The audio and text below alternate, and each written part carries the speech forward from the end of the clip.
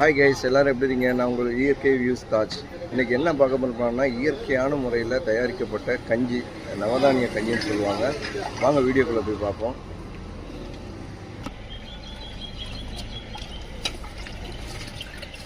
பாருங்க கைஸ், கருப்பு கவுனி கருங்குண கஞ்சி, நவதானியம் கஞ்சி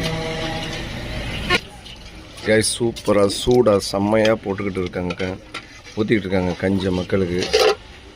காக்கா, இது என்னென்ன கஞ்சி இருக்குது காக்கா, சொல்லுங்கள். டெய்லி 3 கஞ்சி. என்னென்ன வகையான கஞ்சி? கருப்பு கவுனி. 3. இது என்னென்ன கஞ்சியில் சேர்க்குறிய? நிறைய பொருள் இருக்குது, இயற்கையான பொருள். 12 வகையான தானியங்கள். ஓகே ஓகே கேஸ், 12 வகையான தானியங்கள் சேர்க்குறாங்க இந்த கஞ்சியில். கேஸ், இது வந்து அவல் கஞ்சிங்க. சூப்பராக இருக்குது பாருங்கள். வெள்ளைக்கட்டியில் செஞ்சது, வெள்ளத்தில் அச்சு வெல்லம். இது நவதானியம் சுவர்லெஸ்ன்னு சொல்லுவாங்க. இது ஒரு அருமையான கஞ்சி.